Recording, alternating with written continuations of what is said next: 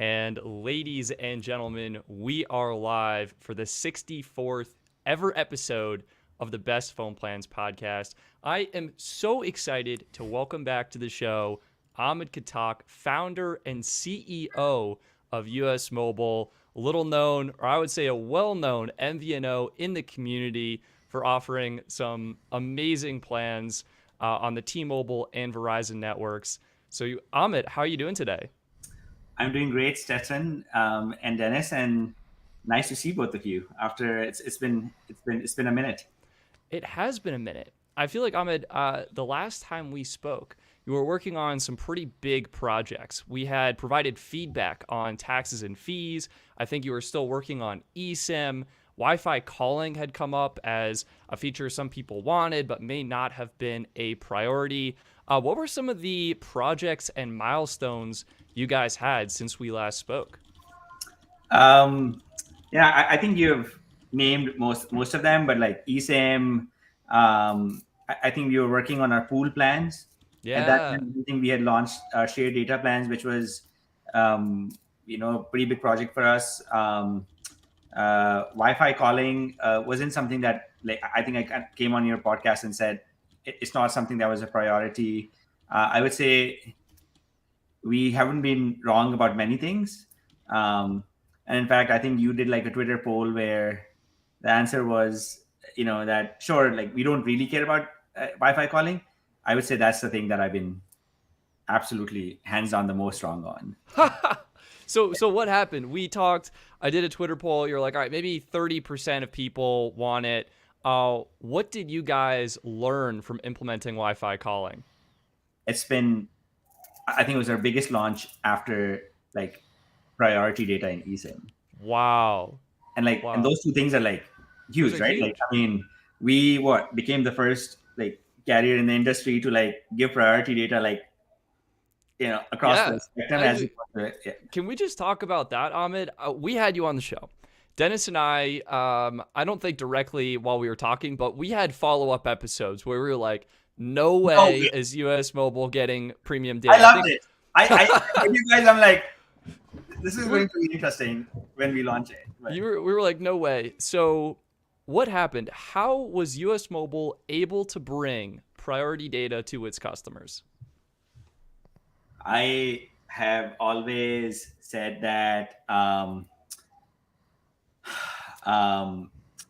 I've always said that US Mobile was a premium wireless network operator. That was the case from day one. The kind of people we hired, kind of platform we built, and that was always a big part of the the game over here. And it's something that we kept on going back and asking our carrier partner, um, and they've been amazing. Um, and and then there were contract renewals. We kind of ended up becoming a very significant player in the market with how fast we've grown. And so finally, priority data became a fruition. It's Wow. something that, so it's like we pushed for it for years and years and years, as much as anyone else says. Like, that was like we were thinking about it before anyone. Like, we are, like, if someone gets it, it's because we got it. It's Yeah. not the other way around. Like, hands down. Like, I promise you. Like, I mean, that's just how the negotiations went. And know that we have been with Verizon for many years now. So really, it was something that we thought would like kind of bode well with our customers. And at the end of the day, like I said, we're not in the bottom feeder market. Our ARPUs have kept on increasing. Just to give you an idea, um, an average customer pays US Mobile more than $30 today. Um, that number was like in the 20s. Before. So it sounds So like you've For had huge growth. for perspective, really quickly, Ahmed, what is the typical like prepaid MVNO like money amount? Like, is it around that $30 target as well, or are no, you above average? way above average. Like, I mean, postpaid is 45, and if I'm saying 30, we are over that. I don't want to say the exact number. You're good. Yeah, Um, um, MVNOs are like $15, yeah. $20. That's I so mean, like look at confusing to me though. look at like what do you think like, and I don't know, I don't have any inside data, but like what do you guys think like Mint's most popular plan is? Most likely the $15 plan. I would say probably $15 plan. That's what they advertise. Wireless for $15 a month. Yeah, so I mean, the ARPU probably is like, and they might have like a some spectrum on the other side, but like you can kind of imagine what that ARPU looks like. Maybe skews up. Maybe it's like between the 15 and the $30 plan. Maybe it ends up 20-ish. Yeah, right. So not sure what that number is, but like mathematically, if I was running that company, I think that's where I'd be. And then you look at some of those other companies that sell you like really cheap like eBay plans and like so we're definitely on the other side of the spectrum on what on what that looks like. Sure. So it sounds like contracts were up with renewal. US Mobile was growing really fast. Your carrier partner recognized this as a great opportunity. You're able to lock in that premium data. Was there any added cost with getting that? Dennis and I were hypothesizing, if we were going to pay for premium data, we imagined it would be much more expensive on a cost per gig basis to acquire. Is that something you can comment on? No, I can't. I'm sorry. Yeah, okay. It's okay. Totally fine. I do have I have a couple of questions that are coming in the comments that I feel like we should address real fast. First off, thank you, Lucky, for the super sticker. And Joey actually came in with a super chat of his own. He said, "Ahoy to us." He said he's heard that US Mobile is using machine learning to detect network abuse. Is that true, and how does it work? Yeah, absolutely. It's 100% true. We have some of the most amazing machine learning, people out here, and it's actually not really like machine learning, because like for machine learning you need inputs that are outside your regular data usage. Like I think for machine learning we need to know what device you're using, like how you're touching your screen and stuff like that. Like so we don't do any of that stuff. Like we'll have some of those capabilities but later, but really we have our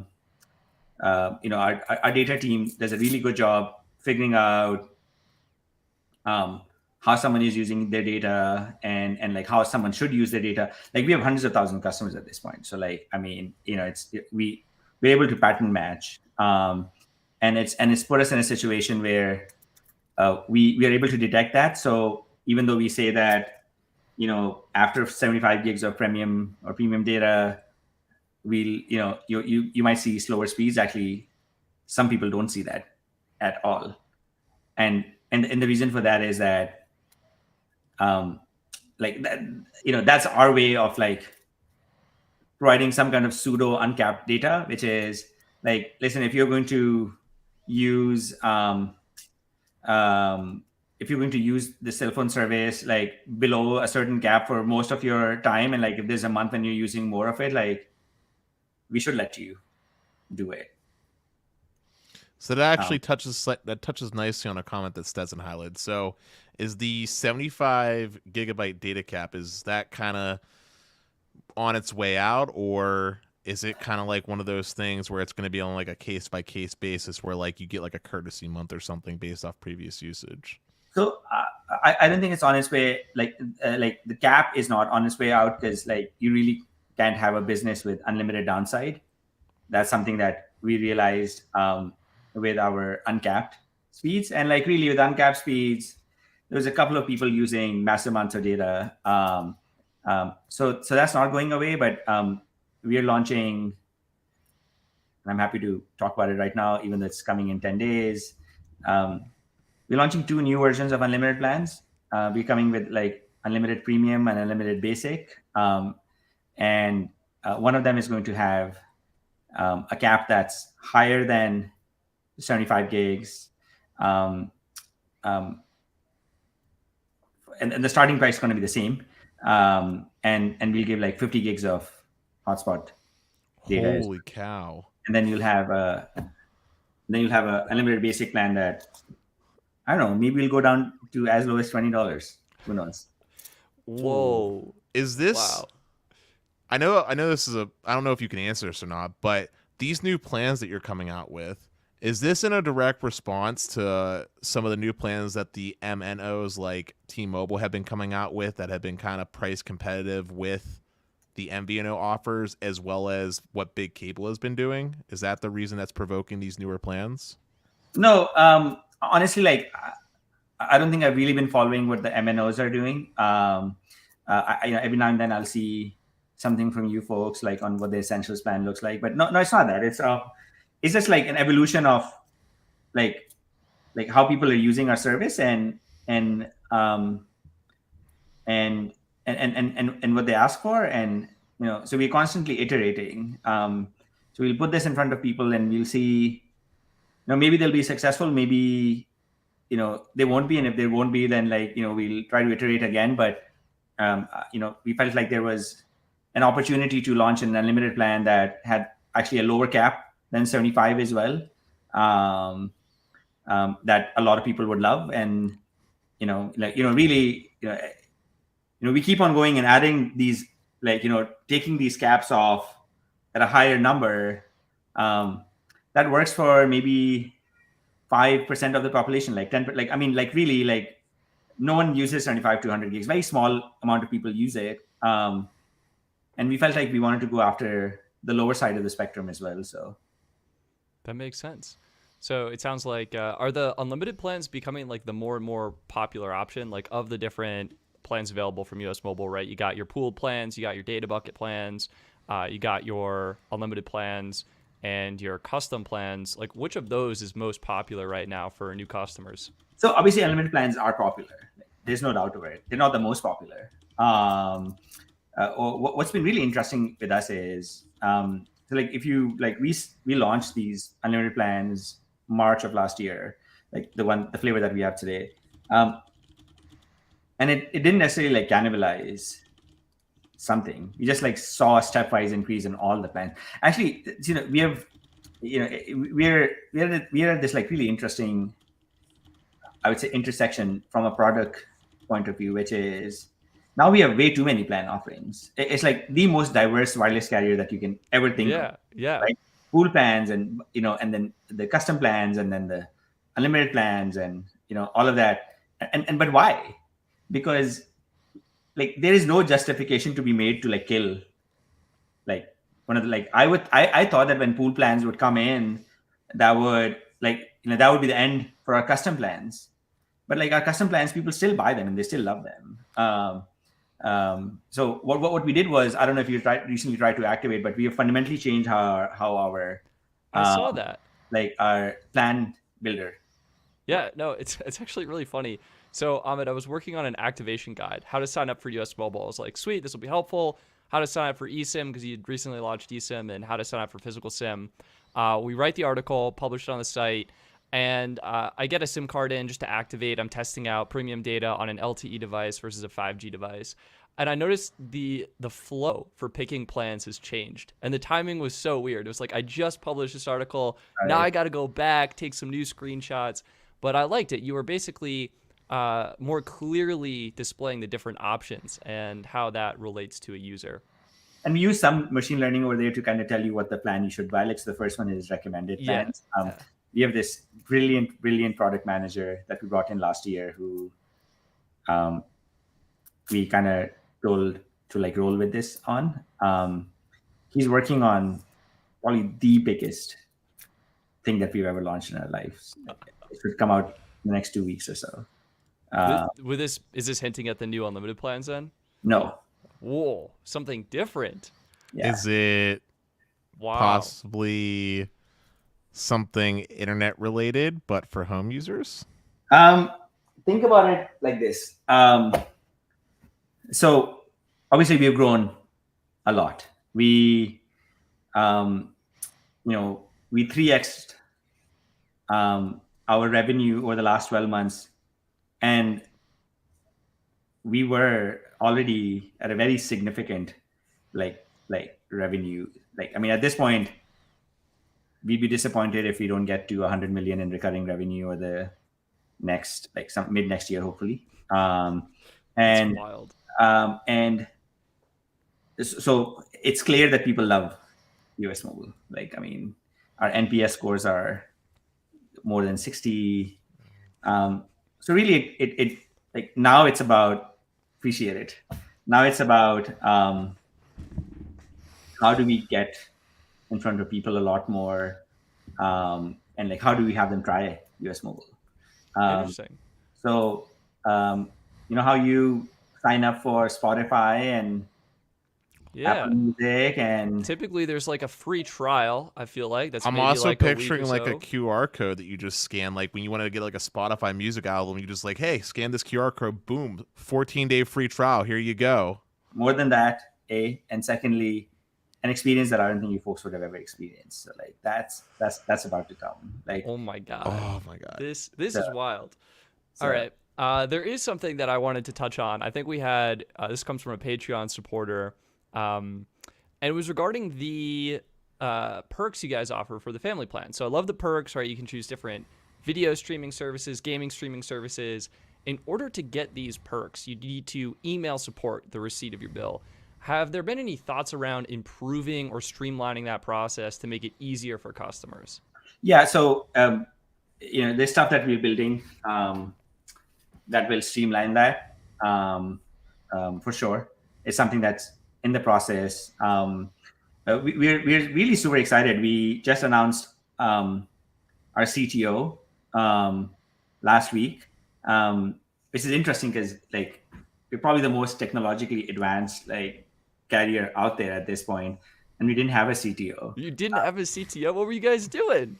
Well, I mean, we had some really great senior engineers, and then we brought Keith on board. You know, he was a VP at Teladoc Health. Like, I mean, this guy was, you know, when he joined the company, they had a dozen engineers. When he left, the company was worth $10 billion.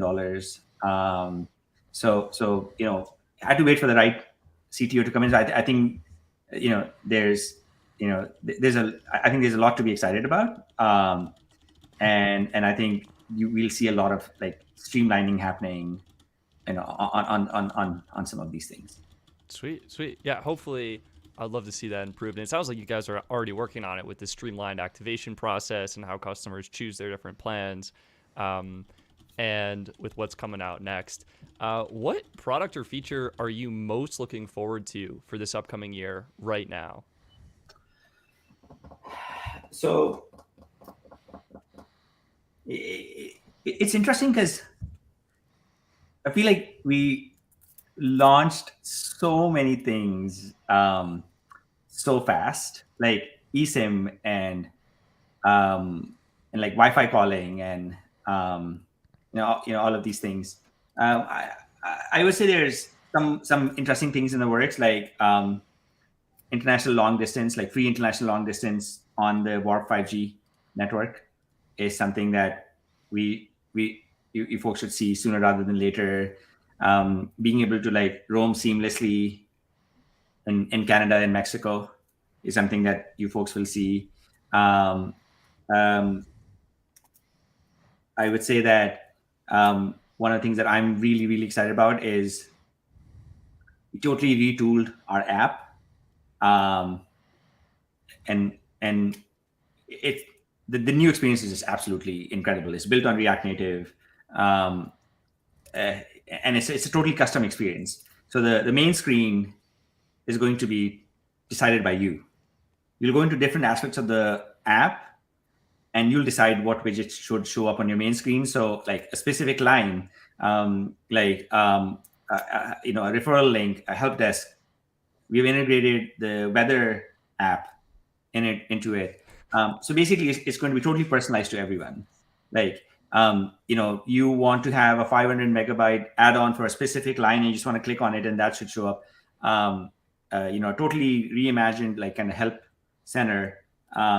So there's some technological improvements that we're doing just because we kind of realize that a lot more people are using the app. You know, I would say that fixed wireless is a matter of when, not if. So whenever that comes in, like that fundamentally changes how you look at your usage as well. Autopilot AI is finally coming. Yeah, you guys teased that like I want to say 2 years ago. It was pretty Yeah, long ago. yeah. What happened with that? It was like something you're working on. I guess what happened and what's your intention with it going forward when it launches? I think now it got deprioritized because we didn't necessarily think we didn't have the kind of breadth of the plan offerings that we have today.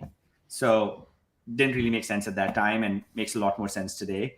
I would say it plays really well with free trial, right? I mean, you come in and we tell you, if you're only selling 3 plans, then Autopilot AI is not going to do much for you. Sure, yeah. So it sounds like, let's say you sign up with US Mobile on a free trial. You use the service, I'll say 2 weeks. Autopilot AI is looking at your usage, and it sounds like based on that, can recommend a specific plan, whether it's like, hey, this data bucket plan with 5 gigs is going to be perfect for you for $15 a month. Or, hey, you're a super light user, check out this custom plan pre-configured to meet your needs. Or maybe, hey, you're an unlimited user, here's the best unlimited all plan or unlimited premium plan we have to offer, something like that. And one thing I've been obsessed with is how do you onboard someone on a specific plan and offboard them to something else.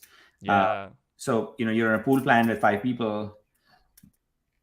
One person is going to blow through the pool plans, and the ability to intercept you mid-cycle and say, hey, move Stetson out because this guy is gonna kill you guys with his usage, and seamlessly moving that person to an unlimited plan and stuff like that.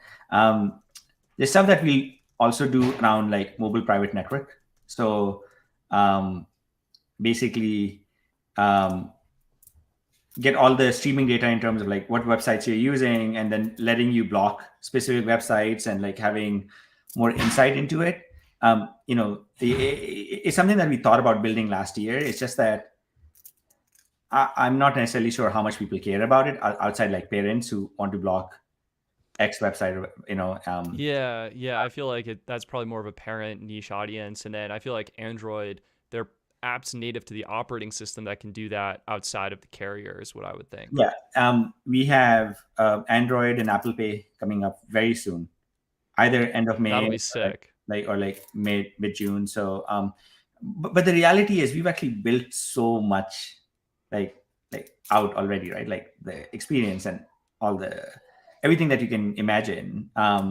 So, it's, so a part of what we're going to spend this year is building a system that scales to millions of users, because I think that's where we headed. Good. I'm sure your carrier partners are happy about that. Yeah, they're not upset. So, real quick, Ahmed, it wouldn't be a show with me on it if I didn't give you some spice with my questions. And there's been some comments coming in. In fact, one of them is an incredible super chat. They were asking when 5G support will arrive for iPhone on GSM network, but I want to expand it to sort of what we were talking about behind the scenes, which is, can you give us some insight on what's going on with the GSM network at US Mobile? Has that kind of taken a back burner and you guys are fully committed to the super LTE, or what's going on with that side? Warp 5G. That's a one-word answer. Warp 5G. That's the focus. No, so definitely Warp 5G is where our focus is on. I think it's really hard to be on the cutting edge with 2 networks. And then obviously unit economics come into play as well. And more importantly, we weren't necessarily a company that really played one network against the other network. We from day one invested on the Warp 5G network. We had a really great relationship. And then thankfully the strategy changed as well, where where Verizon cared a lot more about wholesale partners. They've been very vocal about it. And so I think from that aspect, really that's where the focus is. There's just, we've barely touched the surface. With C-band expanding, you see it in more and more places now, right? It's been awesome. So that thing is going to have hopefully blanket coverage like in most like busy areas. Well, yeah, Verizon bought enough spectrum to literally blanket the entire United States. So I'm sure that's what they're charging towards. And so from that perspective, really, that's where the focus has been. That doesn't mean that we have lost much focus on the GSM LTE network. It's just that, you have to give something to get something, and I think strategically the 5G network is something that's played it's grown a lot for us, and that's where the focus has been. So whereas I don't think we are focusing less on other network, but it's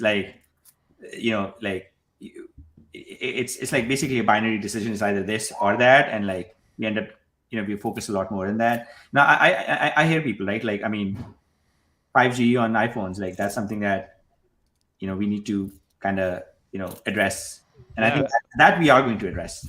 My understanding is to get 5G on the T-Mobile GSM LTE network, you need to build a custom carrier bundle for the iPhone. And my understanding to do that is you need to sell iPhones from Apple, like have enough inventory to do that, or to own spectrum to build a carrier bundle.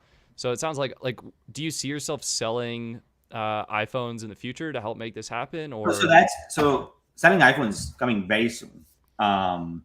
And we'll also let you finance phones and trade them in, and that relationship is already there. We just need to, we've been coding around it, and I think sometime in May that happens. But like you can't really have one agreement with Apple and get two carrier bundles. Like okay, yeah, sure. You need two carrier bundles. Yeah, that's what you'd need, yeah. As well. So I mean, listen, things are in the works. Like, I mean, it's something that we care about. Like, I mean, it's ridiculous that people don't have 5G on their iPhones. Having said that, I really see, and obviously I know Dennis maybe will disagree a little bit, and I'll definitely would love to hear like his insight on it. But like if you have an iPhone, like you should not be on the GSM LTE. Like you should be on Warp 5G. Like, I mean, we'll enable that SIM card immediately and vice versa.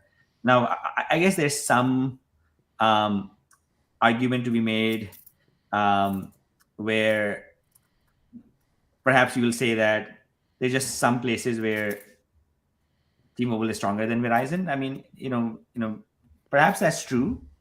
Like, my question is is it material? Because like if you like kind of like keep on making the pie smaller, okay, hey, sure, it's this part of this city, and like really how many customers does US Mobile have in that part of that city, and like is it worth building? Like, sorry, when you start like doing the math, like it like the sum keeps on becoming much smaller. Ahmed, I'll just say it must have been a really long minute since you watched the show, because you should know that I have never once said T-Mobile was better than Verizon. And honestly, I've become known as the AT&T guy because apparently that's where my bias is, because AT&T is great in Pittsburgh. But you were touching on phones, specifically iPhone selling, and there was an awesome super chat that came in from Nicholas here. He wants to know if you're going to ever start offering in-house financing for phones instead of going through a third party like a firm. Will having that make you more competitive, or is it too risky? So I don't know why we would offer something outside a firm. Like, I mean, like the kind of credit spectrum that in part of our deal or there, like the kind of credit spectrum that we can touch is really wide. Someone from 520, 30 credit score and up. So we feel pretty comfortable that we'd be able to kind of do that. Having said that, we'll be offering multiple when you launch next month. Afterpay, Klarna, Affirm. We've created this beautiful widget where you'll actually be able to choose what financing option you want. So I think that's pretty unique to us. Sweet. Cool. Sweet. Stetson, I'll let you take the spotlight again for a few moments. Yeah. So I think part of building out phones and supporting phones is supporting eSIM on a wide variety of phones. US Mobile launched eSIM first on the LTE devices. You guys did a great job bringing it to the 5G devices, which I'm super excited about. We had a question come in from a Patreon supporter asking about Samsung eSIM support. Is that planned, and what makes Samsung different from the other manufacturers? I think what makes it's basically you have Apple, and then you have the other manufacturers. Apple's strategy is eSIM, eSIM, eSIM. I mean, they want to get rid of physical SIM cards, at some point. There's some rumors that they might release a variant this year that's not even going to have a SIM card slot in it. So I don't know whether it's true or not, but let's see what happens. So I think other OEMs are a lot more embedded with the wireless carriers. Like Apple has been trying to move people towards Apple stores. Their own financing option is amazing. There's rumors that they'll at some point launch a subscription plan that will have an iPhone and your music and whatever not. So they're trying to become like agnostic of wireless carriers. Obviously, they want to have an eSIM. Like I don't think Samsung is there yet. Having said that, Samsung eSIM was supposed to launch on 13th of April. It went into production, ran into all kinds of issues, was rolled back, but I think it should come in the next couple of weeks. So it sounds like it was a nice little surprise that we wanted to give our users. Like, hey, by the way, eSIM is here for Samsung, just like the 5G eSIMs came out of nowhere. Yeah.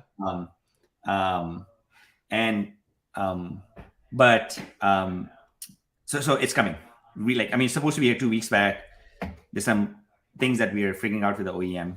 And then once those are sorted, we're back. Hey, so Ahmed, I have a surprise question I just thought about. I remember last year when we talked to you, the way you kind of branded yourself was you're kind of like a tech company that happens to sell cell phone service.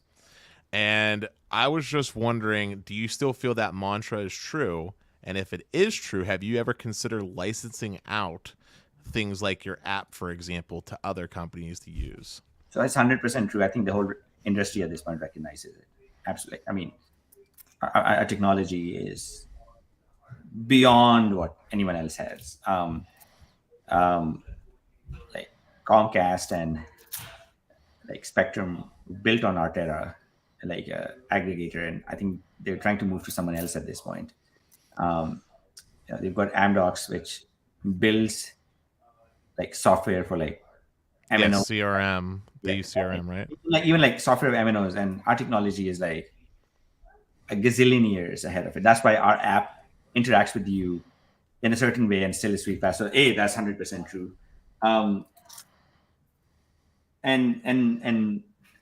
I don't think there's a day that goes by where we're asked by OEM partners and others whether we license our technology. But remember, like we spent 5 years building this technology when our competitors were trying to sell the cheapest plans in the market, because it's really hard to do so. And no, we're not going to license it out just because like that's our, we look at our technology as owning like both sides of the stack, the software stack, 100% ours, everything. And there's some really incredible stuff happening. Like they're going to launch a new gen of referral program, and it's revolutionary. Is it more than 6 people? Because then I could finally take advantage of it. How about we give you a PIN number so that you can take cash out? We're talking stuff that is like no one has ever thought about before. And like our stack lets us do stuff like that. It's amazing. And so we own both sides of the stack, and like there's no plans to like license it to anyone because we want to own both sides of the stack. And that's where most of our investment has gone in. So since we're talking about money, I think this is a great chance to ask. It's a question that came in from Mark Hoyle. He says, some of the 3 major carriers have mentioned possibly raising prices. What type of growth can your company expect if this increase were to happen at any of the three major carriers? So I guess Ahmed, while you're thinking about this, I'll preface this. I have seen and can confirm AT&T will be raising prices for some of its legacy plans. Let's say, for example, it was a data bucket shared data plan. Price is going up. US Mobile already offers that as their pooled plans. What kind of growth do you think you'll see? Do you think you'll see people migrate over from major carriers, or are you seeing more growth actually from people switching from other prepaid carriers? I think there'll generally be a reorientation around pricing in the industry, and I don't think it's going to be limited to MNOs. I think if MNOs reorient around their pricings, some of the MNOs might as well.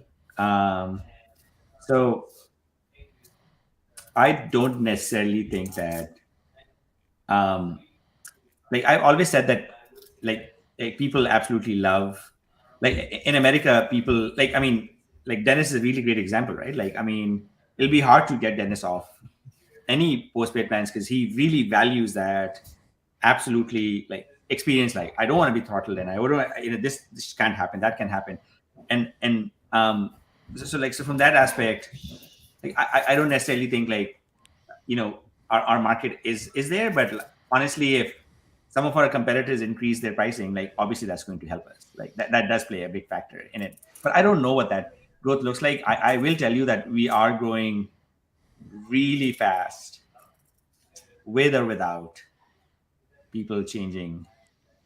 Are you able to share subscriber numbers? I know some people have been curious in the comments. I think when you last raised $11 million in funding, it was around 110, 120,000 subscribers you had. How has that growth been for you, and what are you at now, if you're able to comment on that? Significantly more. And we raised significantly more than $11 million last week. And we are announcing it Tuesday next week. Ooh. Wow. We just did a very big round of funding because of our growth. And as a general rule, we've grown over 100% in terms of revenue, and like most of our metrics are over 100% year on year. So shoot, that's awesome. Congratulations. I want to just circle back a little bit. It's a little add-on that I wanted to add to Mark's question. A lot of those carriers, right, they were talking about raising costs because of inflation. I wanted to know if inflation in any way has been impacting US Mobile in any regard. And 100% it has. Like, I mean, we have the best talent in the world, and our cost of talent has gone up not by 5 or 10%, it's gone up by 50%. That's just the reality of it. And is that going to correlate to changes possibly in the future for US Mobile pricing? It could be.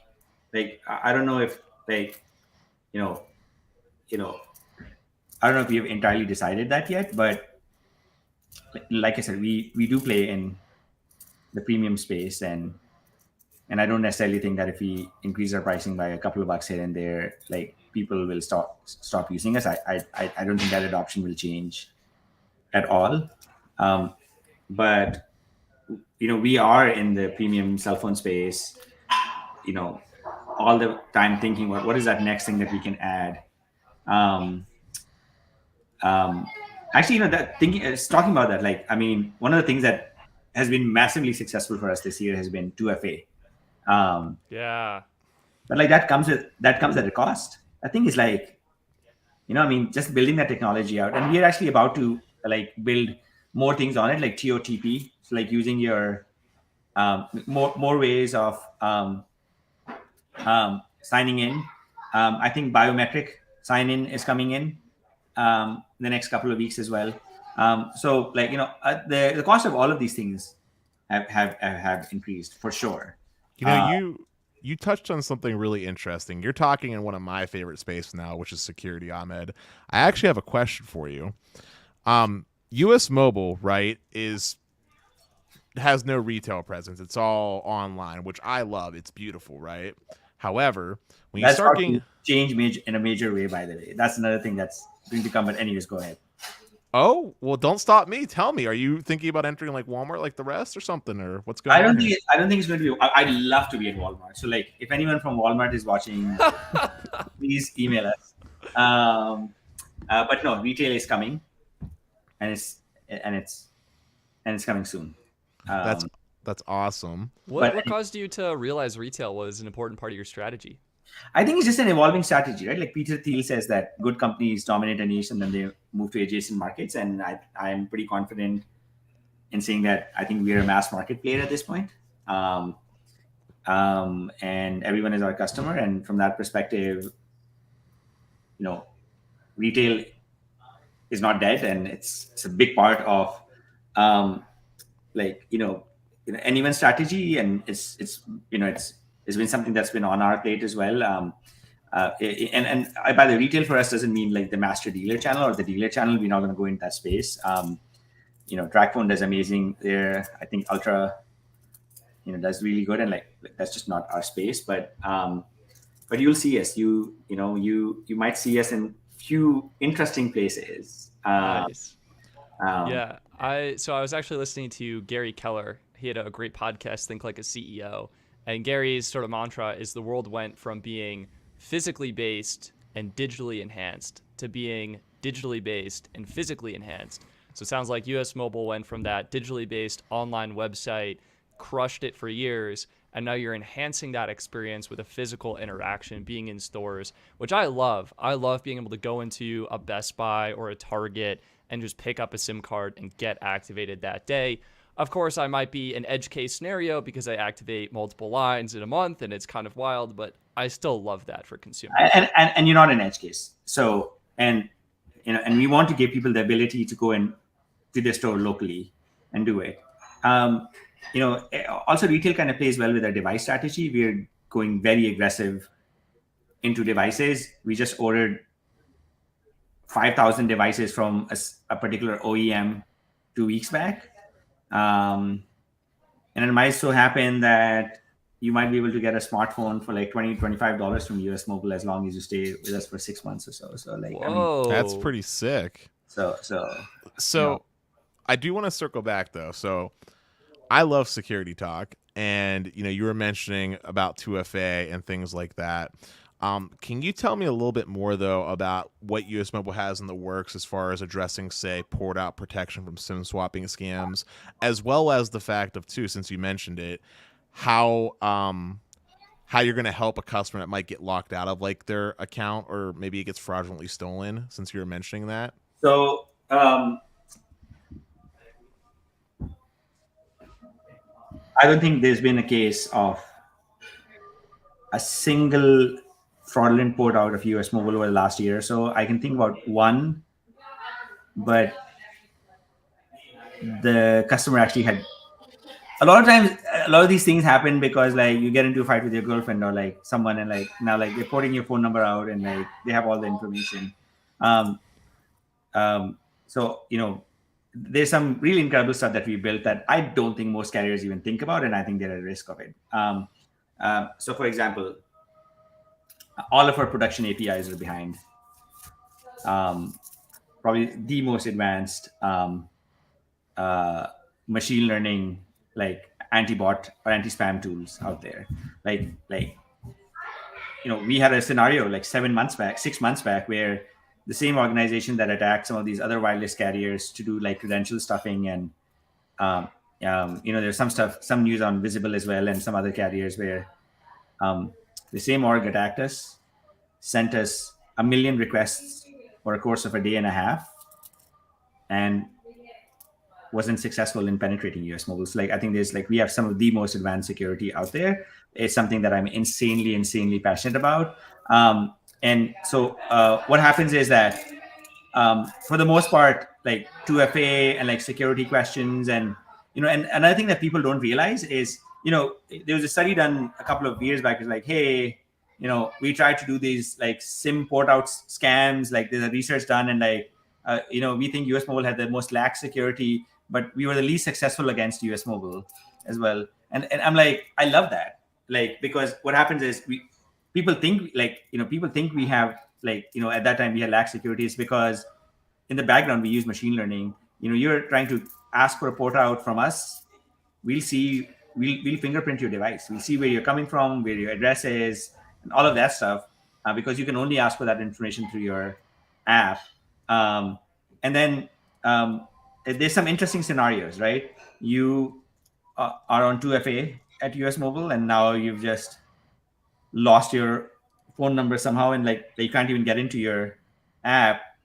For that, we use a third-party service called Persona, which will have you take your picture, send us a picture of your driver's license. So there are some third-party like machine learning tools that we use for like these edge cases, and then that data gets deleted immediately. And a lot of that stuff is being automated as well. But there's some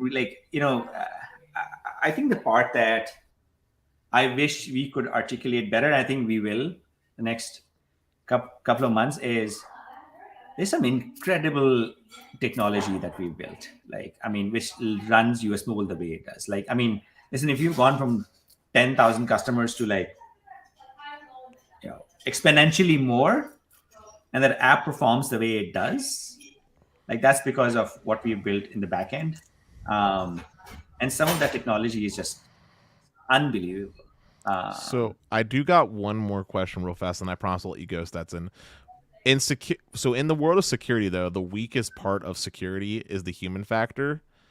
You're talking about all these really advanced tools, but have you put deep thought into the amount of control and access that your tier 1 agents have, and how to basically make it impossible for them to fall victim to, say, a phishing scam or a targeted email scam that might compromise credentials? Have you been putting more thought into that? Can you repeat that question? I'm sorry. Basically, you have all this awesome tech, right? That's great for security. Oh yeah. The weakest person is me, the person. Yeah. So since all of this stuff was built in-house, we have really advanced permissioning at US Mobile. So only certain people will have access to certain aspects of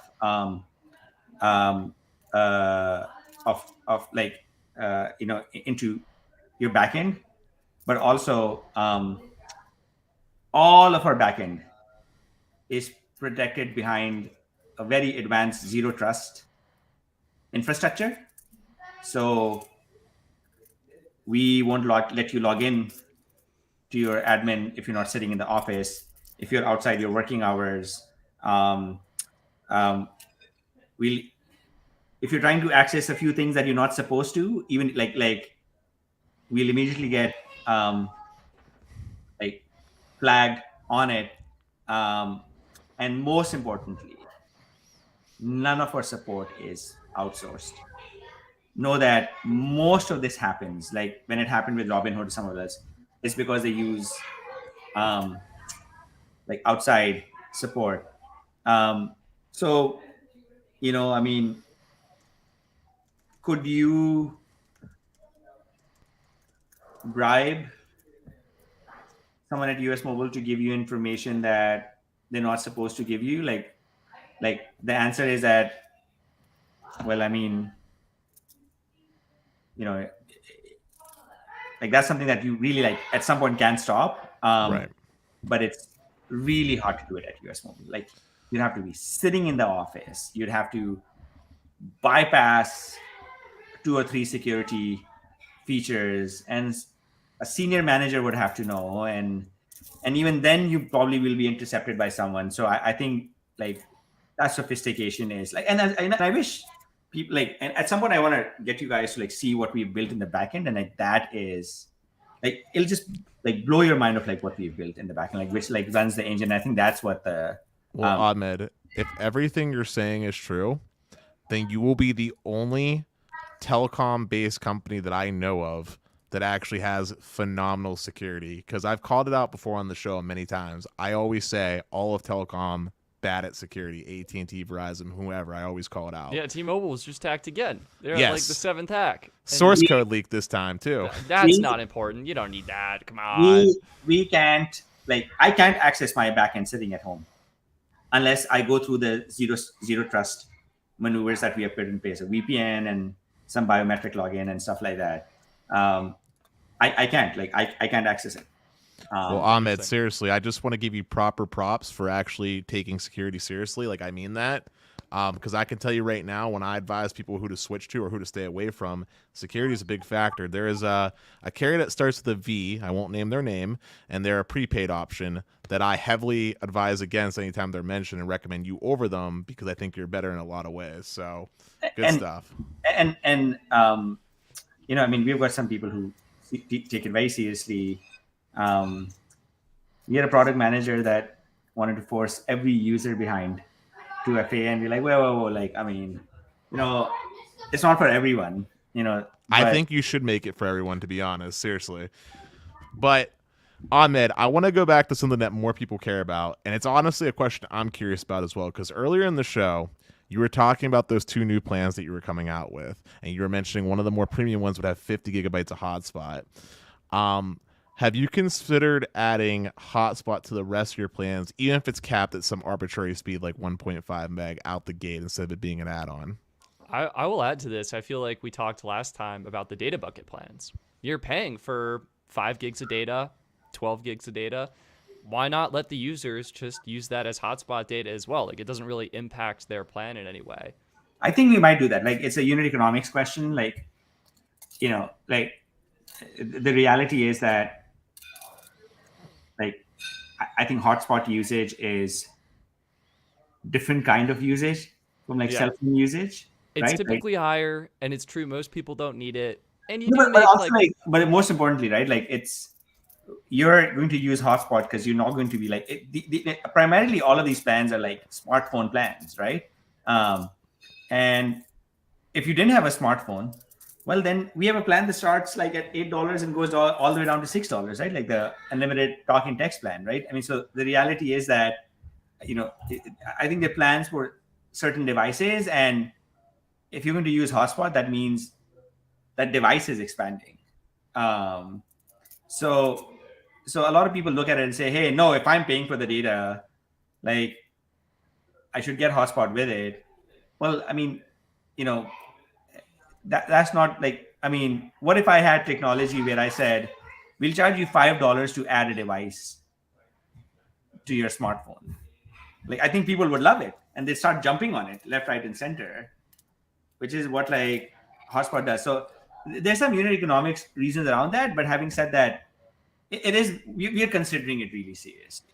Like, I think that I think at the very least, as a compromise, what Stetson touched on, the buy the gig plans, I very much feel like they should have hotspot included. I mean, a gig of data is a gig of data, and I feel like hotspot's one of those things where it's like, yeah, you don't need it all the time, but when your internet decides to just poop itself and you have to work from home or something, you need something in a pinch, it's great. Or in the case of when I went to go see Stetson, I was busy doing schoolwork and all kinds of other stuff. I was basically living off my hotspot on my phone. I mean, to carry around a dedicated hotspot when I'm trying to travel through an airplane and deal with all of TSA and everything is not convenient. So it is something that I think we will, you know. I think it's smart. I mean, on one hand, you have the option to enable hotspot. I think on the unlimited all, it's like $10 extra. You get 20 gigs of hotspot data.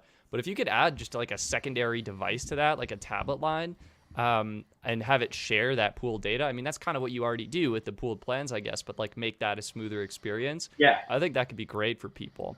I do have some other questions about plan-specific features if you're able to touch on them. Sure. First one, I feel like I want to say David was talking about international calling in the comments. Are there plans to add international calling? You already do great with the international data roaming, but there's no, like, you can't call with US Mobile internationally. What's going on with that? Coming, and it'll be included, and it'll be free to most of the countries in the world. Wow. Oh, Look at Dennis's face. He's already blown. Wow. Yes, I'm blown because that's even better than what AT&T just unveiled with their whole South America thing. Q3, maybe Q4. Q3, Q4. Wow. So yeah. it's in the works, something you've been thinking on. And if I'm saying Q3, Q4, we'll try very hard to do it. But like, I mean, I don't know, maybe Q1 of next year. We know that means like Q2, Q3 of next year. We got you on it. We have an equation. We actually have an algorithm uses machine learning of Amit Katak's timelines, and it spits out the correct answer. We did, there's things that we promised that came later, but then there's some things that came, I think, much faster than what we promised. Having said that, I think I saw an email yesterday, and I'm happy to pull it out while I'm speaking to you folks. It says, okay, could be Q3,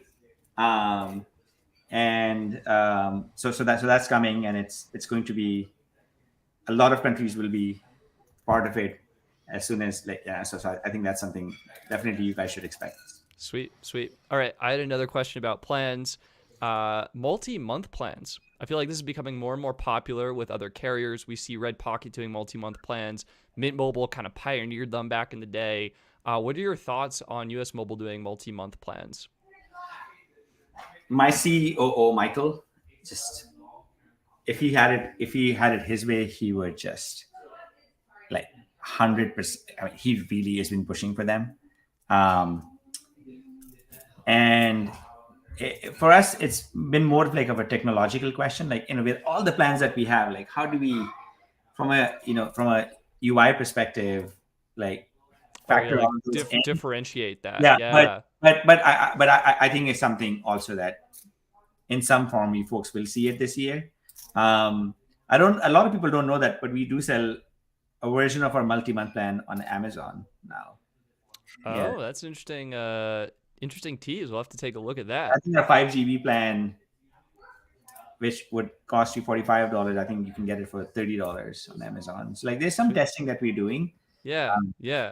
I feel like you guys are getting so saturated. You could almost get like a sub brand, like to specifically target that niche audience. Yeah, call it like US Mobile Simple. Yeah, something like that, right? Something like that. All right, another big one. The people in the comments here are talking to me about it. Adding unlimited 2G data to these data bucket plans. Right now, you sign up for US Mobile's $15 5 gig plan. You get the 5 gigs. It's premium data. It's an amazing experience. But when you hit that 5 gig mark, data shut off. This means features like group and picture messaging stop working. Visual voicemail can stop working. What are your thoughts on adding unlimited 2G data to these data bucket plans? So over the years, our Reddit members are really interesting, right? Because they in terms of like they make up a minutia of like what US Mobile customers are. Like literally like Reddit customers are like less than like 10%. Like less than 1% of like what our users are, right? But they're amazing amount of feedback with it. That's why I'm pretty involved with it, right? So the one thing that I'll tell you folks is that what's happened over the years is, everyone comes and says, US Mobile, we need this. And if US Mobile gives us like Wi-Fi calling and like they're the most perfect carrier, and then we did that, and then there was an eSIM, and little by little we came like we stay true to all of our promises. And then I read someone saying now they need to like decrease their pricing, and we actually don't want you to be profitable. That we're working on it. We just want you to come down a little bit. I mean, can you like this product? We've sent millions. Okay, you want to say hi? Say hi. Hi. Okay, bye. My voice did a thing. Sorry. That was my little daughter. Listen, we're a business, and we're in the business of making money, and so I think it has to stop somewhere. But we do have like some mitigation steps. Like, our alerting system needs to be way better.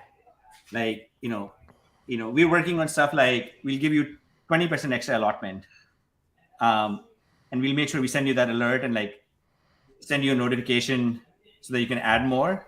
So we're doing that.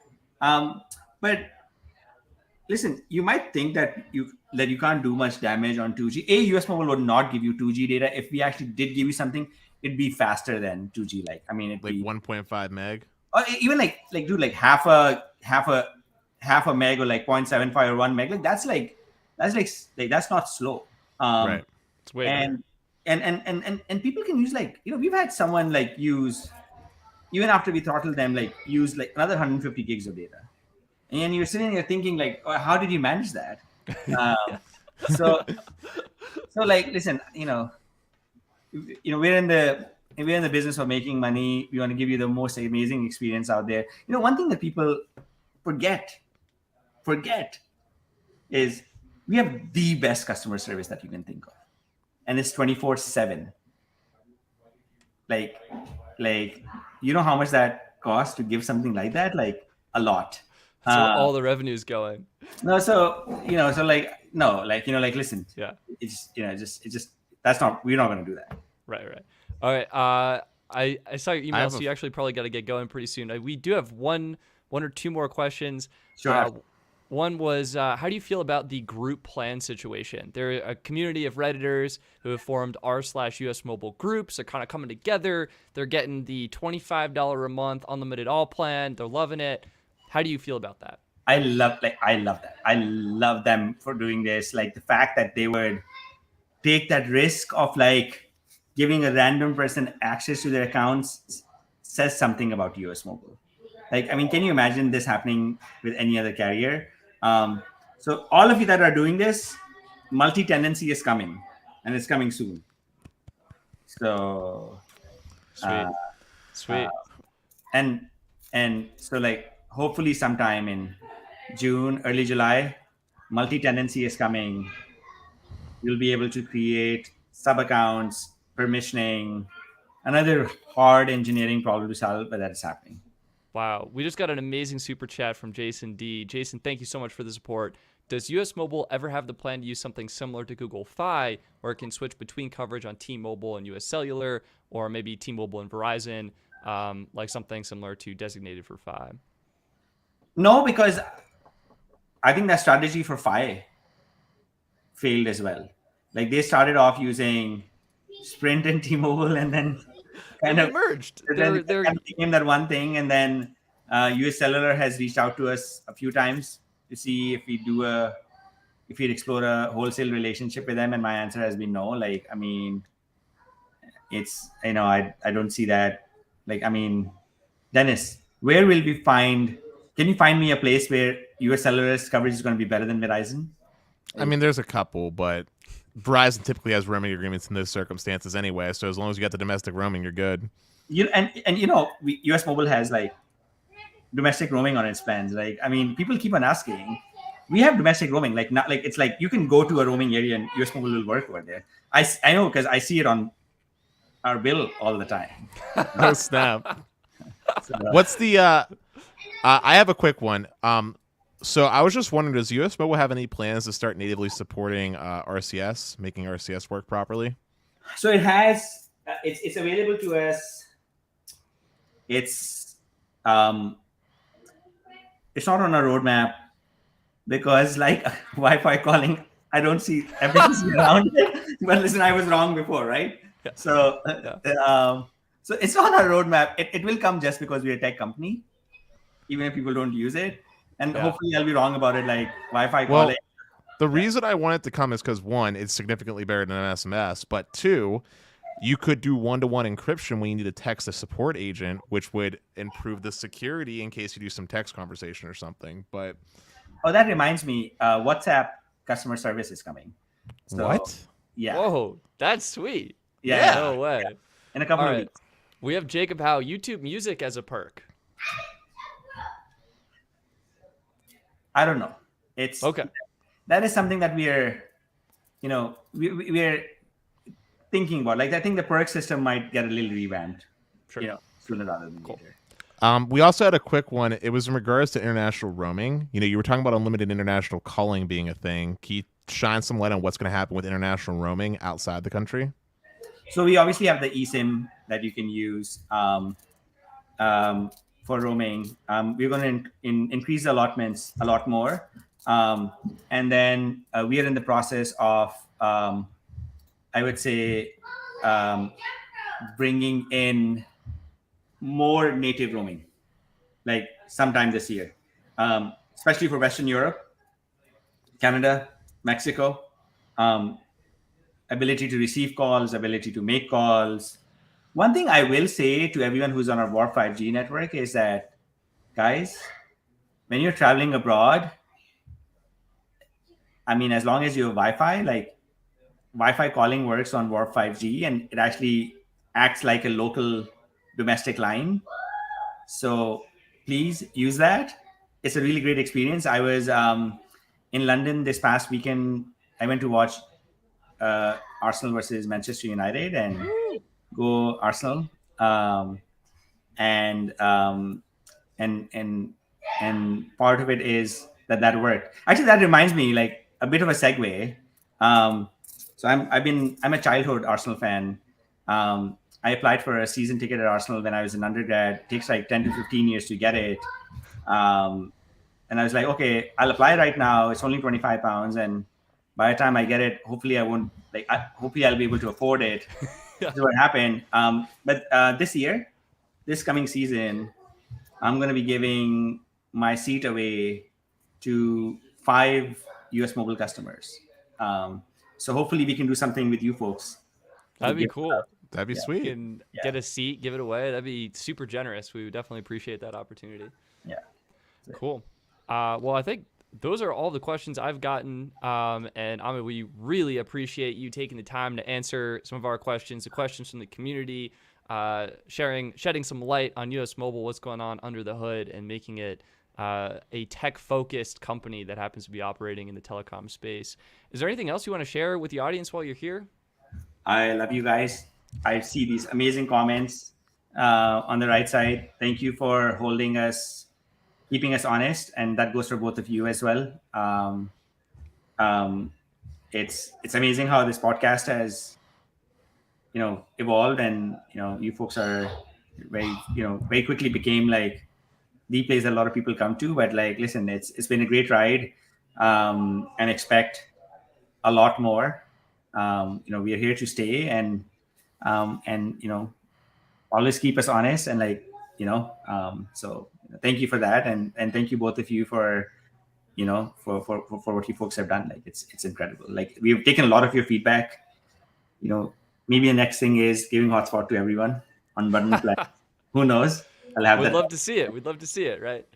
Awesome. Well, thank you so much, Ahmed. And thank you to everyone who watched, donated, and asked a question. We really appreciate all of your support. If you like this episode, hit the like button, send it to a friend, let them know what is happening with US Mobile, and make sure you stay tuned on the US Mobile website. I will say I dropped a link, and you can use code Stetson to get a free SIM kit, and Stetson Act to get $20 of account credit. It's pretty awesome. Shout out to the US Mobile team for making that happen. So check the links, check out US Mobile, and thank you, Ahmed, for joining us on today's episode. Thank you. Thank you, Ahmed. Have a nice day. Take care. Bye. Peace.